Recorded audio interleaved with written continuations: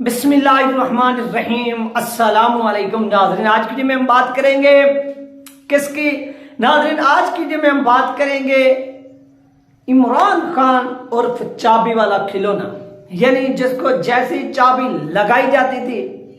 कभी आपने चाबी वाला वो बांदर देखा हो ना, जो मेलों पर अगर अक्सर लोग जाते हैं। हमारे यहाँ एक मेला लगता है चौक ऋषि के अंदर, तो उस मेले में यानी हमारे बिल्कुल यानी जहाँ पर हमारा गवर्नमेंट हाई स्कूल था, हम वहाँ पर 5 साल जो थे वो पढ़ते रहे। तो जैसी उसकी बाउंड्री जो थी वो खत्म होती थी उस स्कूल की, तो मेला वहां से स्टार्ट हो जाता था। तो जब मेला लगता था मार्च के महीने में, तो हम क्या करते थे कि हम वो जो 4 दीवार थे स्कूल की वो फैलान कर मेले में घुस जाते थे। और अक्सर देखते थे कि जो लाल बेगी होते थे उनके पास एक बांदर होता था, और उसकी लगाम जो थी वो लाल बेगी के हाथ में होती थी। और वो उस बांदर को जैसे ही चाबी लगाता तो वो बांदर वैसे का वैसे जो है ना वो नाचना टापना जो था वो शुरू कर देता, कभी उधर कभी उधर कभी उधर। और इसी तरह से पाकिस्तान के अंदर एक पाकिस्तान का हुक्मरान बना, जिसको आप वही बांदर तस्वर कर सकते हैं, वो बांदर कह सकते हैं, बल्कि वो बांदर था। आज वो बांदर कह रहा है कि जब मुझे चाबी लगाई जाती थी तो मैं वैसे का वैसे नाचना शुरू कर देता था। जब वो मुझे कहते थे कि एक टांग जो है वो उठाकर खड़े हो जाओ, तो मैं वो उठाकर खड़ा हो जाता था। जब वो मुझे कहते थे कि सो जाओ, मैं सो जाता था। जब वो मुझे कहते थे कि आप नाचना शुरू कर दो, मैं नाचना शुरू कर देता था। जब वो मुझे कहते थे आप गाना शुरू कर दो, तो मैं गाना शुरू कर देता था। इस तरह से मेरे जो इक़्तिदार था वो 3.5 साल चलता रहा। अब उसने अदालत के अंदर बैठकर कहा कि जस्टिस काजी फैज ईसा, जो अब सुप्रीम कोर्ट के चीफ जस्टिस बनने वाले हैं सितंबर के अंदर, उन्होंने हलफ उठा लेना है। उन्होंने कहा कि उनके खिलाफ जो रेफरेंस दायर हुआ मुझे कोई इल्म नहीं था। यानी मैं वही जानवर था, जैसे मैंने आपको शुरू में मिसाल दी। जानवर को कोई इल्म नहीं होता, जानवर को कोई इल्म नहीं होता है। बिलखसूस जो वो बांदर होता है, जिसको लाल बेगी फकीर फुकरे अपनी रोजी रोटी के लिए क्या करते हैं, पालते हैं पूछते हैं छोटे बच्चे को, फिर उसकी उसी तरह से ट्रेनिंग करते हैं, तरबियत करते हैं। और ये भी उसी तरह का बांदर था, जिसको पहले पाला पूसा किसने? वो उन्होंने किन्होंने जो इंग्लैंड में बैठे हुए हैं, जो इसराइल में बैठे हुए हैं। जब ये बच्चा था, जब ये वहां जो ऑक्सफोर्ड यूनिवर्सिटी वहां पर पढ़ता था जानवर, तो इसकी वहां पर परवरिश हुई, इसकी तैयारी हुई, और वहां पर ये ट्रेन याफ्ता हो गया। फिर इसके गले में एक पट्टा डाला गया, और पट्टा डालकर फिर इसको बड़े बड़े शाहराहों में भेजा गया, छोड़ा गया। ये वहां पर परफॉर्मेंस दिखाता गया, और जो वहां पर एक तमाशाई आवाम होती थी, हजूम होता था, वो इससे अपना हीरो तस्वर करने लगे। वो आप समझ रहे होंगे जिस तरफ मैं जा रहा हूं, मैं उस तरफ जा रहा हूं। जब ये क्रिकेट के मैदान में जाता था बांदर, वहां पर जब ये गेंद के साथ खेलता था, तो जितने शौकीन बैठे हुए थे वो इसको हीरो करार देना शुरू कर देते थे। और जिन्होंने इसको ट्रेनिंग दी वो इसको तालियां बजाते। जब ये हारने पर आता तो फिर कोशिश की जाती थी, इसको जितवाया भी जाता था वो सिस्टम वगैरह बिठाकर। और इसी तरह फिर क्या हुआ कि इस बांदर को, चाबी वाले बांदर को खिलाते खुलाते 2018 के अंदर जो उस वक्त के एस्टेब्लिशमेंट थी, उन्होंने क्या किया, इस बांदर को लेकर इक़्तिदार में बिठा दिया। फिर इसको कहा कि अब यहां पर इस मैदान में भी, क्रिकेट में मैदान में भी आपने वहां पर हमारे इशारे पर नाचा, तो अब पॉलिटिक्स में भी आपने क्या करना है, नाचना है। तो अब हम आपको चाबी लगाते हैं कि आसिया मसीहा को छोड़ो। तो ये उधर से बड़ी छलांग लगाई और नीचे कुर्सी से गिरा, फिर ऊपर टपका, फिर नीचे गिरा, फिर इसने चश्मा अपनी आंखों पे लगाया, फिर सामने मेज लगी हुई थी वहां पर बैठा, और बैठकर खिताब शुरू कर दिया कि ये देखें सी छोटा सा तबका सड़कों पर निकला।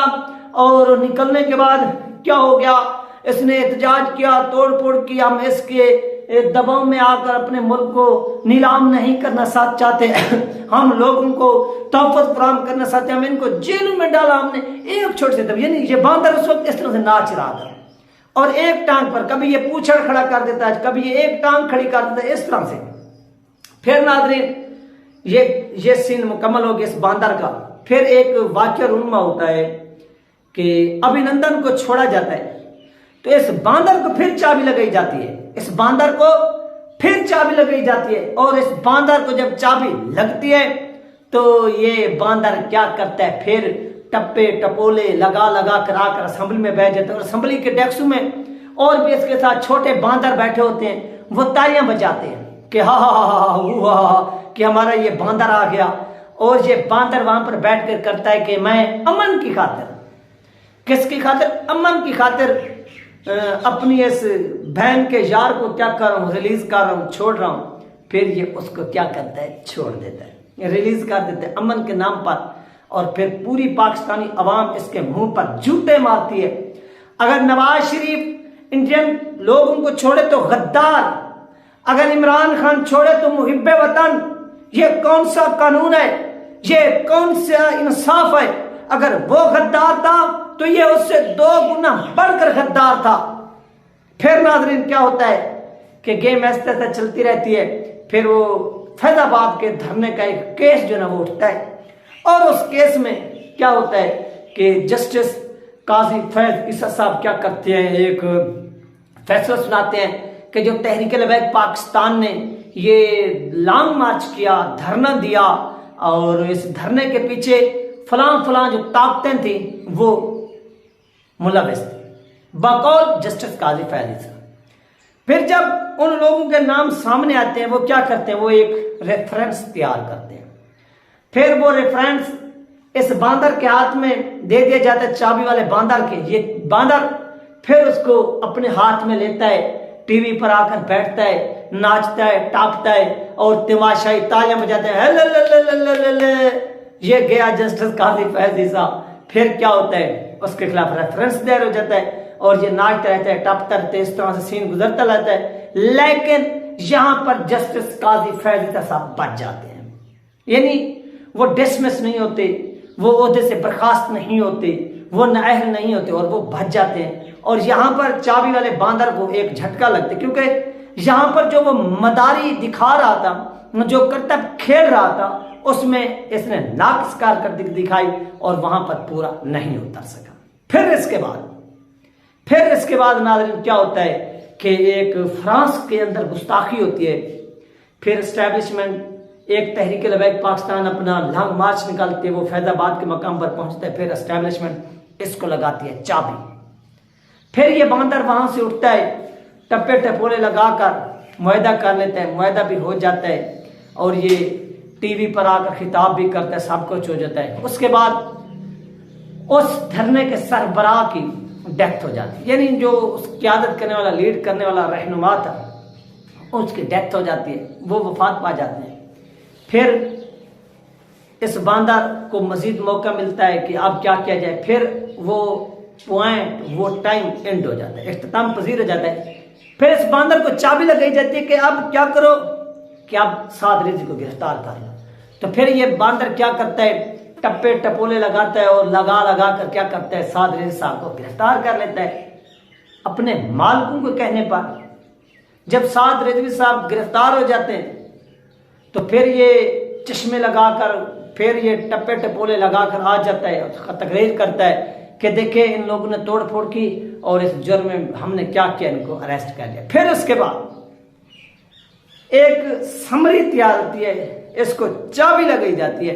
अब ये जिस चीज का एतराफ करने वाले आने वाले चंद दिनों में, ये मेरी बात याद रखिए, जो लोग मुझे रोजाना रेगुलरली सुनते हैं, कि आप ये बात याद रखिए कि आने वाले चंद दिनों में इलेक्शन के नजदीक तहरीक लबैक पाकिस्तान की हमदर्दी हासिल करने के लिए ये बयान देगा कि तहरीक लबैक पाकिस्तान पर पाबंदी मैं नहीं लगाना चाहता था, इनको मैं कलअदम नहीं करना चाहता था। मेरे पास जनरल फैज आए और जनरल कमर जावेद बाजवा आए, उन्होंने समरी मुझे दी।